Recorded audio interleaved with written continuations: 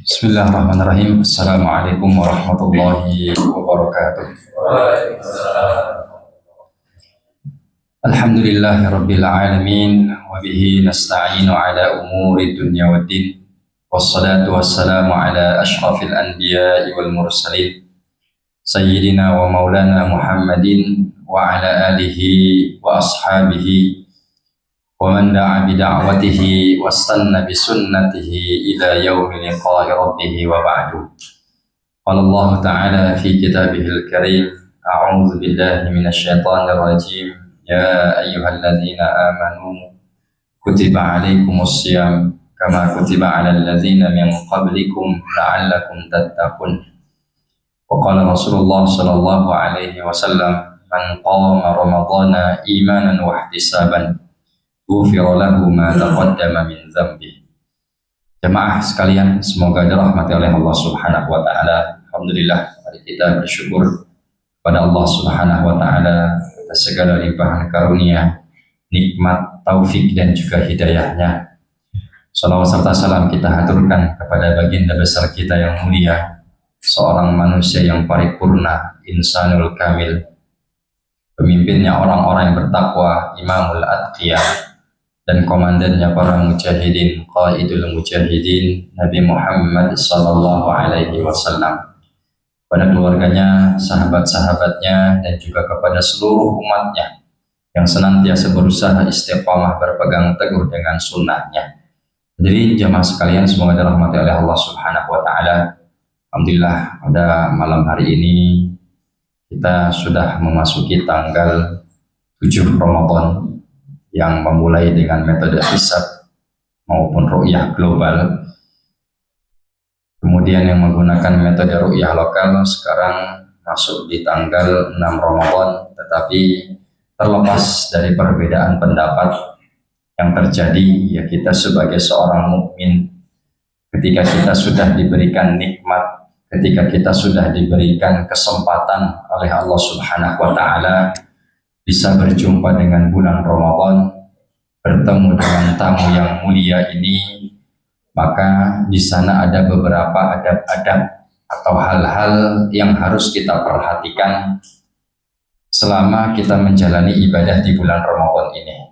Yang pertama yaitu adalah mari kita berusaha untuk membersihkan dan mensucikan hati kita. Kita bersihkan dan sucikan hati kita dari segala macam noda, dosa, maksiat yang selama ini banyak kita lakukan. Kenapa kita harus membersihkan hati kita ketika kita memasuki dan menjalani hari-hari di bulan Ramadan?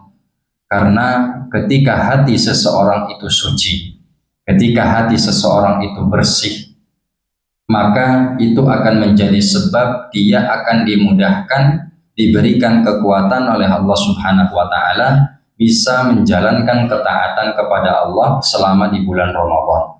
Sebaliknya, orang-orang yang ketika memasuki bulan Ramadan keadaan hatinya kotor, dia banyak berbuat dosa, dia banyak berbuat maksiat, tetapi dia tidak ada usaha untuk bertaubat meminta ampun kepada Allah Subhanahu wa taala. Membiarkan begitu saja hatinya kotor sampai dia bertemu dengan bulan Ramadan. Maka orang-orang yang membiarkan hatinya kotor, orang yang hatinya tidak dibersihkan dari dosa-dosanya, itu akan menjadi sebab orang tersebut merasa kesulitan, kesusahan, terhalang dari melakukan amalan-amalan ketaatan selama di bulan Ramadan.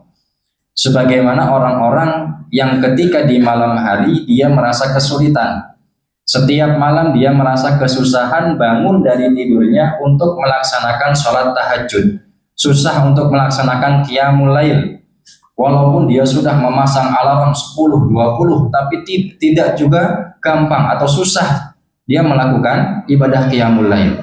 Maka itu penyebabnya adalah karena dia di siang harinya banyak mendurhakai Allah Subhanahu wa taala, di siang harinya banyak berbuat dosa, banyak berbuat maksiat.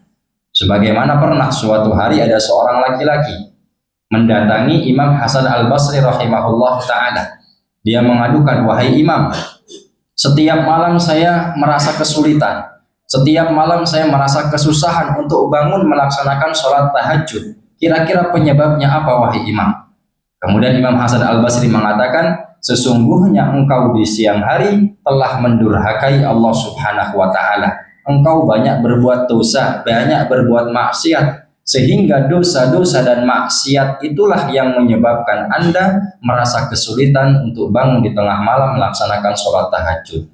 Maka begitu juga orang-orang yang ketika memasuki bulan Ramadan hatinya kotor, penuh dengan dosa, penuh dengan maksiat, dan dia tidak ada usaha untuk bertaubat, beristighfar kepada Allah Subhanahu wa Ta'ala, maka bisa dipastikan orang tersebut ketika menjalani hari-hari di bulan Ramadan, dia akan merasa susah, akan merasa sulit melakukan ketaatan kepada Allah Subhanahu wa Ta'ala. Makanya kita sering mendengar ketika di bulan Ramadan, kok kata Rasulullah setan-setan dibelenggu, tapi mengapa masih banyak ada orang-orang berani berbuat maksiat di bulan Ramadan? Katanya setan-setan dibelenggu. Kenapa orang masih berani mencuri di bulan Ramadan? Kenapa masih ada orang berani berbuat zina dan lain sebagainya? Jawabannya adalah karena mereka sebelum memasuki bulan Ramadan membiarkan hatinya kotor, banyak dosa, banyak maksiat, tetapi mereka tidak mau berusaha beristighfar, bertaubat kepada Allah Subhanahu wa Ta'ala, sehingga mereka terhalang dari melakukan ketaatan-ketaatan kepada Allah selama di bulan Ramadan. Maka mumpung masih di awal-awal bulan Ramadan ini, mari kita terus berusaha membersihkan, mensucikan hati kita dari segala macam noda-noda dosa dan maksiat yang selama ini banyak kita lakukan. Kemudian yang kedua yang harus kita perhatikan ketika kita selama menjalani ibadah di bulan Ramadan ini, yaitu mari kita perbanyak berdoa, meminta kepada Allah Subhanahu wa Ta'ala agar Allah Subhanahu wa Ta'ala memberikan umur yang panjang kepada kita, memberikan kesehatan kepada kita agar kita bisa maksimal melakukan ketaatan-ketaatan kepada Allah selama di bulan Ramadan ini. Mungkin itu yang dapat kami sampaikan. Kita berdoa memohon kepada Allah, semoga Allah Subhanahu wa Ta'ala memberikan taufik, memberikan kemudahan dan kekuatan kepada kita semua, agar kita semua diberikan kekuatan oleh Allah bisa menjalankan ketaatan, memaksimalkan ibadah kita di bulan Ramadan ini, dan semoga Allah Subhanahu wa Ta'ala menerima amalan-amalan kita semua. Subhanaka Allahumma wa bihamdika asyhadu an la ilaha illa anta astaghfiruka wa atubu ilaik. Wa sallallahu ala sayyidina Muhammadin wa ala alihi wa sahbihi ajma'in. Assalamualaikum warahmatullahi wabarakatuh.